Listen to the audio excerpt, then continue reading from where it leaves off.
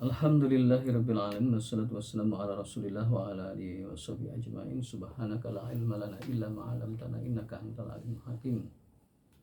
Qala Allah Ta'ala fi kitabil aziz, a'udzu billahi minasyaitonir rajim. Bismillahirrahmanirrahim.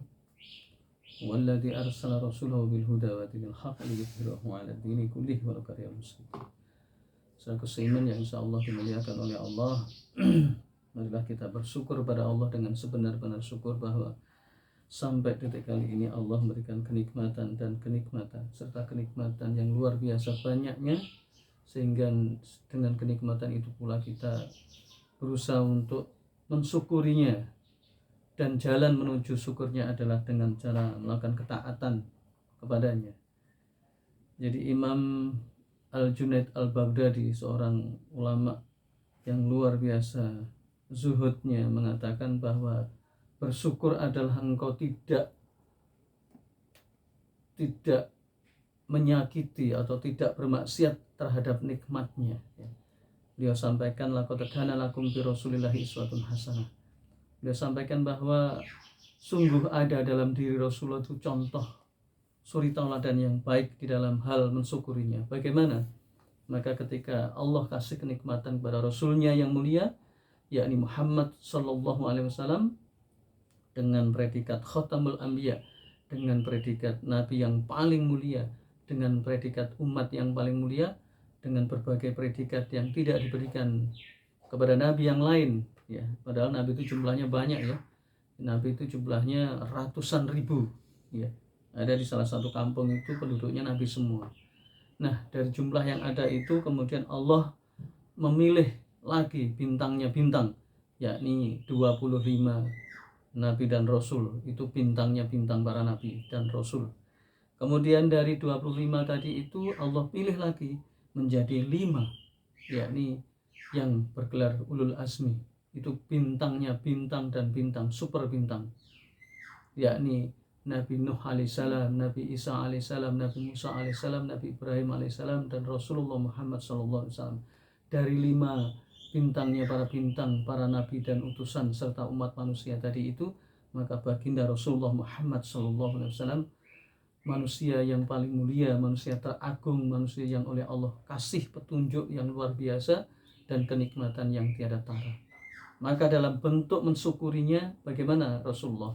Maka Rasulullah selalu menangis, minta ampun kepada Allah, minta petunjuk, minta perlindungan, minta berbagai pertolongan atas perjuangan beliau. Kemudian ketika Rasulullah SAW itu sholat, maka beliau lama sekali berdiri. Kemudian beliau berinfak yang hartanya itu kalau dikonversi dengan harta sekarang itu bisa mencapai triliunan, ya, puluhan sampai ratusan triliun. Maka beliau tidak pernah menyimpan uangnya di rumah sepersen pun, la dinaron wala dirhaman. Jadi begitu datang ghanimah ini rampasan perang, maka langsung Allah kasih kepada janda, kepada orang-orang beriman, kepada orang-orang yang membutuhkan, dan tidak pernah menyimpan 1% pun di rumahnya. Itulah Rasulullah. Kemudian Rasulullah menanggung janda di Madinah, seluruh Madinah beliau tanggung. Beliau menanggung ahli sufah, orang yang tidak punya tempat tinggal di Madinah, dan beliau menanggung orang-orang yang punya hutang, punya berbagai bentuk kesulitan. Subhanallah, ini yang jarang dikupas oleh manusia yang dengki. Enggak masalah mereka dengki, mereka hanya dengki karena di dalam hatinya banyak penyakit. Tetapi Rasulullah Muhammad SAW diuji oleh seluruh umat manusia dari awal sampai akhir, dan malaikat-malaikat serta Allah sendiri menyampaikan, wa innaka la'ala khuluqin azim, sesungguhnya engkau Muhammad memiliki akhlak yang mulia, budi pekerti, yakni engkau Rasulullah memiliki pemahaman agama yang paling mulia, syariat Islam, menjalankan dengan penuh kesungguhan. Maka dalam hal ini adalah Rasulullah ketika perang itu selalu di depan dan merasakan penderitaan yang luar biasa. Beliau pernah kena panah, pernah kena tombak, giginya rompal, dan beliau mendapatkan siksaan yang luar biasa. Inilah kenapa Rasulullah mendapatkan predikat yang paling mulia, karena Rasulullah Muhammad SAW itu mengalami penderitaan yang luar biasa. Di samping bergelar ulul azmi, maka beliau mendapatkan gelar yang istimewa, Khatamul Anbiya, kesayangannya Allah, Masya Allah. Maka menurut Imam Al-Junaid tadi dikatakan, kalau kita pengen bersyukur pada Allah, maka kita harus bersungguh-sungguh menjalankan perintah Allah dan kemudian mengamalkannya dan meninggalkan larangan-larangannya serta mendakwahkannya. Islam ini bukan untuk kita saja, bukan untuk keluarga saja, tetapi Islam ini untuk seluruh umat manusia, bahkan seluruh alam. Saudara seiman yang insyaallah dimuliakan oleh Allah, di dalam kitab Maqasidur Ri'ayah ini, maka Al-Alamah Izzuddin Ibnu bin Abdussalam menyampaikan sebuah makalah yang luar biasa. Yang pertama adalah awwalu ma yajibu 'alal mukallifi an ya'lama anna lahu rabban. Di awwalu ma yajibu, awal yang pertama yang harus dilakukan oleh seorang rabban, ini adalah langkah menjadi waliullah. Cara menjadi waliullah ini adalah langkah-langkahnya ini. Jadi yang pertama adalah ayya'lama annahu lahu rabban, ya. Bagi orang yang mukallaf, bagi seorang laki-laki yang pernah bermimpi dan sudah akil balik, bisa membedakan mana baik mana buruk, maka dia harus ayya'lama anna lahu rabban. Dia harus tahu bahwa dia punya Tuhan, punya Allah, ya. Amarahu wa nahuhu, ya. Yang Allah itu memerintahkan kebaikan, suatu keharusan yang harus dijalankan, dan melarang sesuatu yang harus ditinggalkan. Untuk apa perintah itu? Yakni liyuthibahu ala ta'atihi, agar Allah memberikan ganjaran atau pahala atas ketaatannya, wa yu'aqibahu ala maksiyati, dan agar Allah memberikan iqab atau siksaan terhadap pelaku-pelaku maksiatnya. Ini adalah perkara yang harus kita jalankan setiap orang yang ingin menjadi waliullah. Wa annahu, dan sesungguhnya dia yalzamuhu, dan harus terus menerus al-firaru, ya, menghindari min uqubatihi, jadi menghindarkan siksaannya, ya. Jadi seorang hamba Allah itu harus yakin bahwa Allah tidak pernah main-main, ya. Allah tidak pernah bergurau, ya, tidak seenaknya sendiri, tidak menciptakan dunia ini tidak batilan, ya, tidak main-main, ya.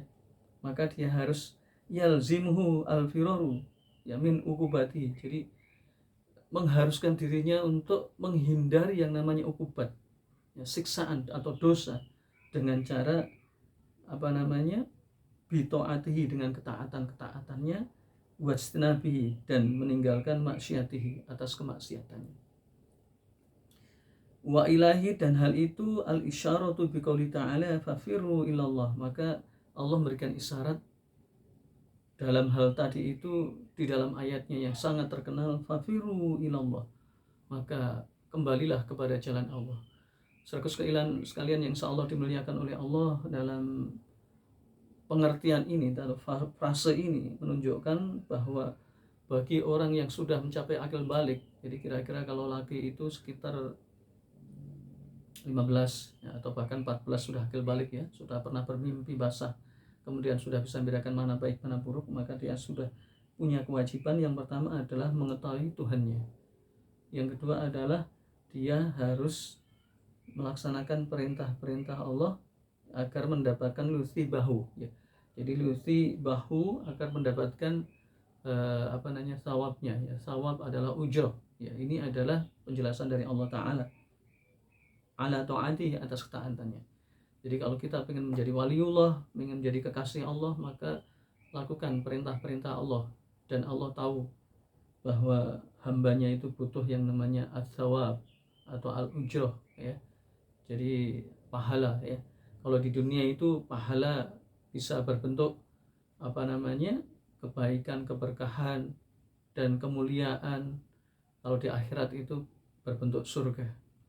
Maka apabila seseorang itu berbuat baik, jujur, ya, tawakal pada Allah, sabar atas segala gangguan dan cobaan, kemudian dia beriman kepada Allah, yakin pada Allah atas pertolongannya, maka Allah kasih namanya thawab. Maka thawab itu berbentuk rahmah, bentuk al-maghfirah, berbentuk al-berkah, ya. Jadi hasanah. Makanya pakai tanwin itu Rabbana atina fid dunya hasanah, itu doanya orang-orang beriman. Maka Allah kasih yang namanya rezeki itu dunia yang baik itu bisa dalam bentuk sehat, ya, nggak punya duit tapi sehat walafiah, itu adalah rezeki hasanatan, ya. Mungkin ketika dia kesulitan, Allah kasih namanya jalan keluar, ya. Wa may yattaqillaha makhrajan, maka barang siapa yang bertakwa kepada Allah, maka Allah kasih yang namanya makhrajan, jalan keluar. Ketika ditanya, Allah kasih kemampuan menjawab dengan benar, itu adalah makhrajan. Ketika dia lagi kesulitan, galau, dia kasih petunjuk, yakni jalan keluarnya, maka itu namanya makhrajan. Ketika dia lagi butuh untuk bayar hutang, bingung, pusing, maka nggak pakai lama, Allah kasih namanya makhrajan. Itu karena syaratnya wa may yattaqillaha, barang siapa yang bertakwa kepada Allah, maka Allah kasih jalan keluar, atau Allah akan mencukupinya di dalam banyak ayat, ya. Maka di sini thawab itu bisa berbentuk macam-macam, ya. Kalau di akhirat berbentuk surga, ya.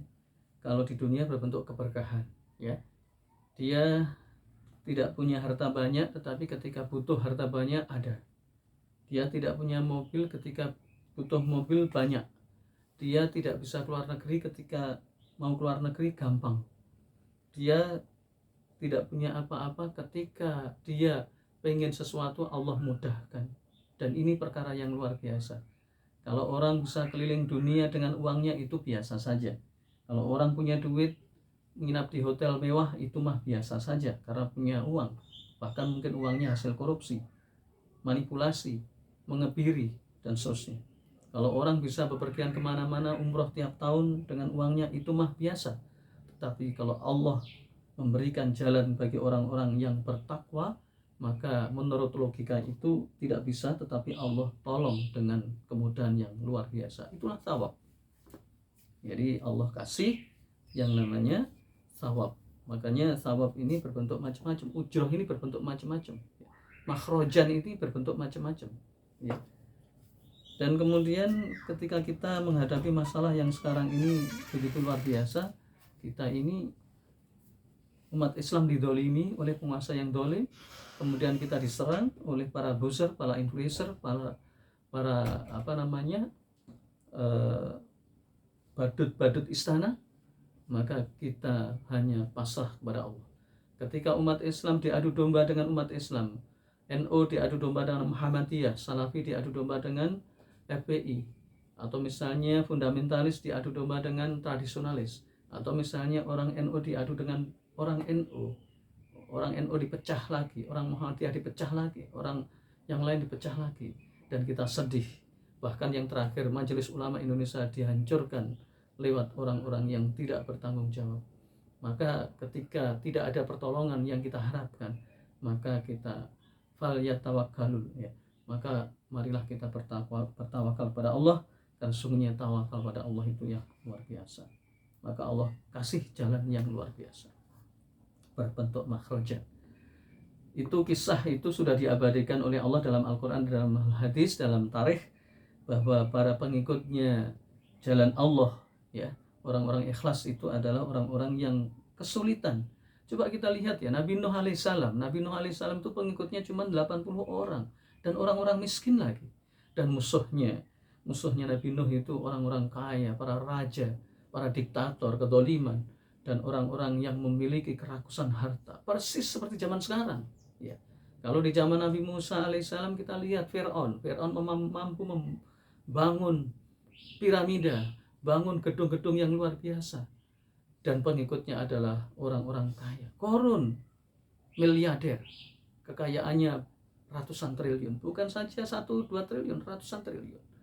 Dan Qarun itu memiliki kekayaan tidak ada tandingannya, dan dia tahu mana baik mana buruk, tapi dia ikut ke dalam kelompoknya orang-orang buruk. Maka Nabi Musa alaihissalam dibantu Bani Israel, dan itu pun sedikit yang thiqoh, yang kuat itu hanya sedikit, sedangkan yang lain itu rata-rata tidak kuat. Subhanallah, inilah Allah memberikan pertolongan kepada Nabi Musa alaihissalam meski dibantu oleh orang-orang yang orang yang tidak punya apa-apa. Dan sedikit lagi, Bani Israel yang banyak tadi itu yang bantu Nabi Musa alaihissalam sedikit. Ketika Allah perintahkan habis menenggelamkan Fir'aun ya, laknatullah alaih di Laut Merah ya sana, maka Allah perintahkan Musa alaihissalam, Nabiullah Musa alaihissalam dan pengikutnya yang bagus untuk masuk berjihad di jalan Allah, menyerang pemimpin yang dolim yang berada di Palestina, yakni raja atau pasukan yang besar-besar. Dan ternyata pengikutnya Rasulullah, pengikutnya Nabiullah Musa alaihissalam itu pengecut ya, dia takut pada pemimpinnya atau pasukannya yang besar-besar tadi. Justru disinilah letak ujiannya. Allah menolong ketika Nabi Musa alaihissalam dibantu sebagian kecil dari umatnya yang memiliki iman yang luar biasa dan mengalahkan penguasa yang dolim di Palestina yang mereka memiliki segala-galanya. Itu Nabi Musa alaihissalam. Kita mengibrah kepadanya. Kemudian Namrud ya, Namrud memiliki kecerdasan yang luar biasa, mampu membangun taman Babilonia di Irak. Coba, itu 8.000 tahun yang lalu atau 7.000 tahun yang lalu, ketika belum ditemukannya lift itu ditemukan sekitar 100 tahun yang lalu.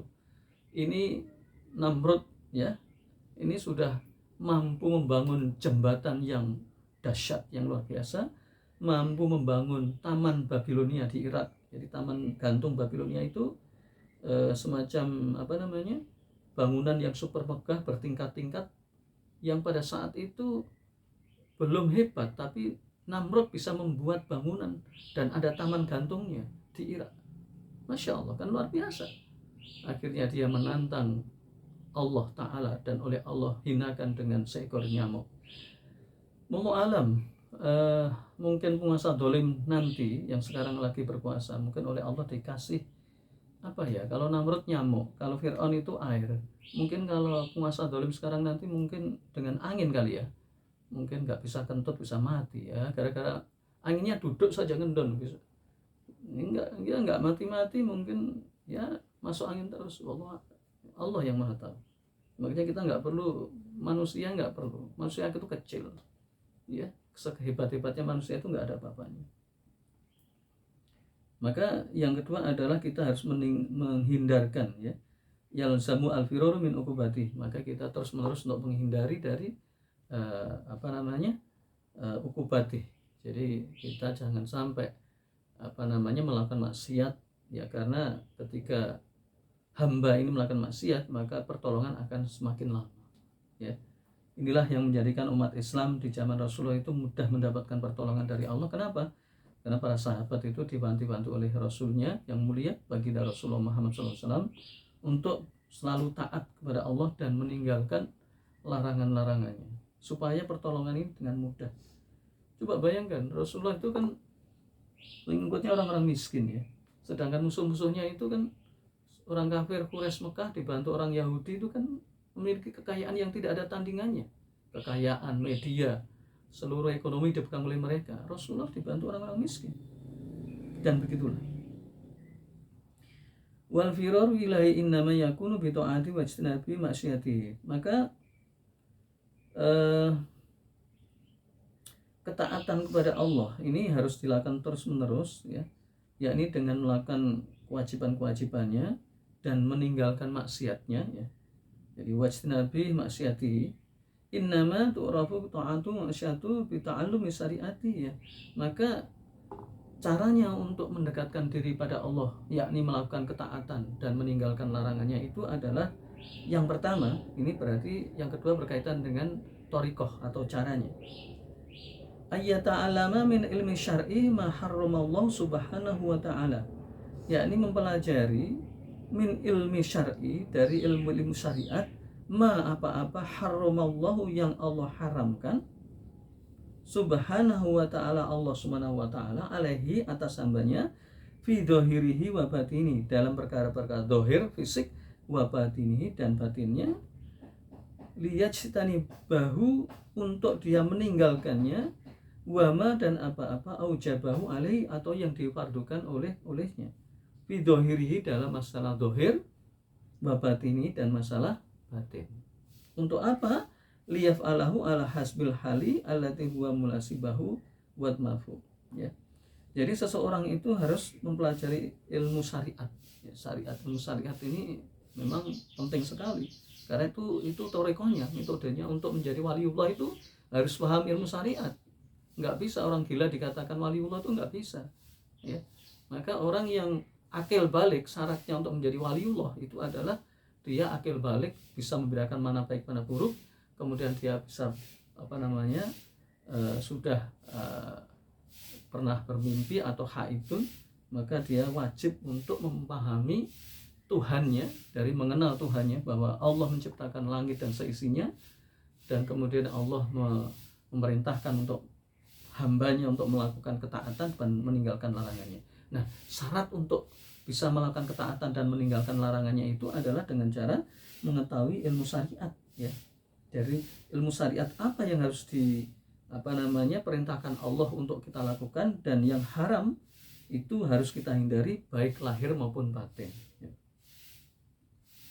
Maka Allah memerintahkan kita untuk mempelajari hal-hal yang wajib baik zahir maupun batin, mulai dari rukun-rukunnya, ya. Di sini Allah sampaikan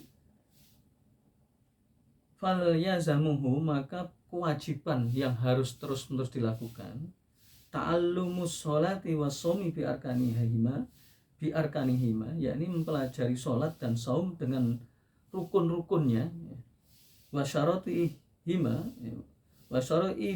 dan kemudian syarat-syaratnya, idza dakhala waktuhuma, ketika dia mencapai waktunya, audana dukhulu waktihima, atau sampai ada kepadanya, maka itu sudah menjadi wajib, ya.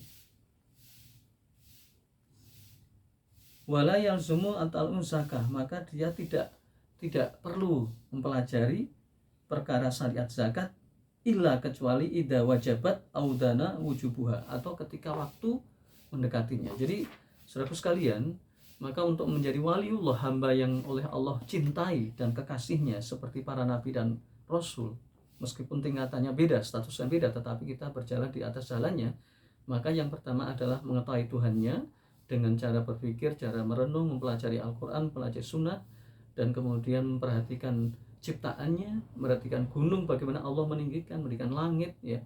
Kemudian memperhatikan bagaimana Allah ngasih rezeki kepada hambanya, baik manusia, malaikat yang jumlahnya miliaran, ratusan miliar, kemudian manusia yang jumlahnya miliaran, semut yang jumlahnya banyak, dan makhluk Allah yang paling banyak, yakni ikan di lautan yang jumlahnya ratusan triliun, tak terhingga. Masya Allah, Masya Allah, Masya Allah, Masya Allah.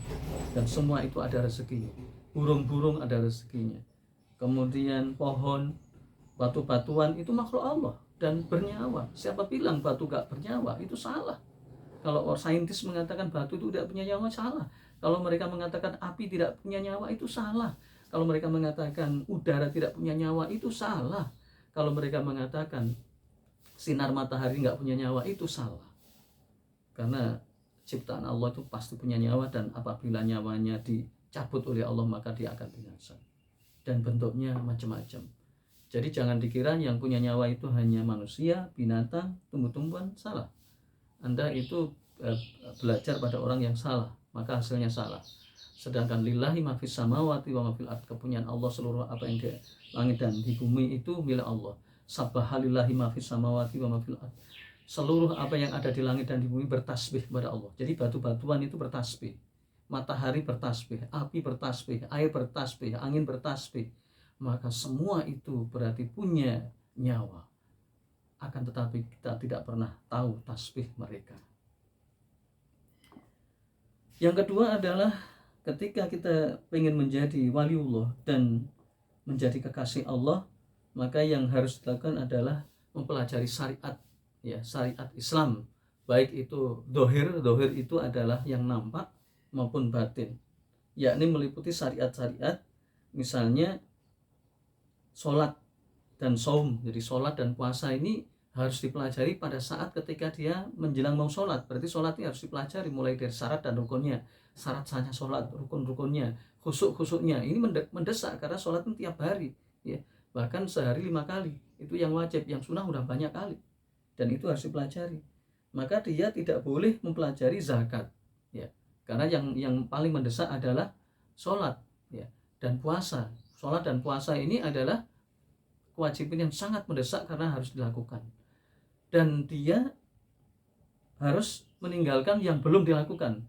Manakala dia mau berzakat atau melakukan zakat, maka dia harus mempelajari zakat dan jangan mempelajari haji karena belum saatnya naik haji. Apabila dia mau naik haji atau umroh, maka dia harus mempelajari tata cara haji dan umroh karena dia akan melakukannya. Itulah yang dibenarkan oleh Allah dan Rasulnya dan ulama-ulama salafus sholihin dan ulama-ulama pilihan. Maka Ibnu Qayyim al-Jauziyah, ulama yang luar biasa, murid dari Imam Ibnu Taimiyah, mengatakan kewajiban yang paling baik yang Allah berikan dan Rasulnya adalah ketika engkau melakukan sesuatu itu pada waktunya. Pada saat waktu sholat, maka amalan yang paling baik adalah sholat. Pada saat menerima tamu, maka amalan yang baik adalah menerima tamu. Pada saat puasa, maka amalan yang paling baik adalah puasa. Pada saat jihad, maka amalan yang paling utama adalah jihad pada waktunya. Dan melakukan amalan yang baik pada waktunya adalah amalan yang mulia, karena amalan yang mulia itu banyak banget ya. Maka melakukan amalan yang tepat pada waktunya itu adalah perkara-perkara yang mulia.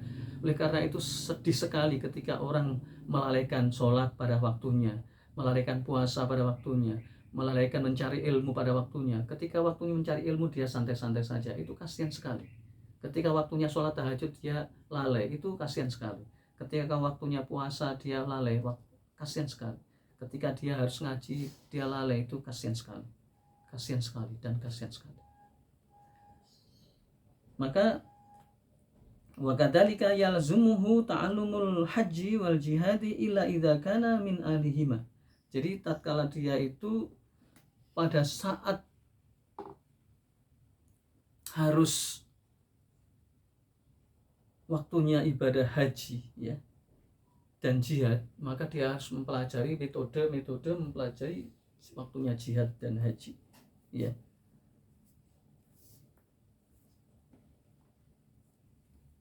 Maka ketika lainnya yang belum saatnya, dia tidak boleh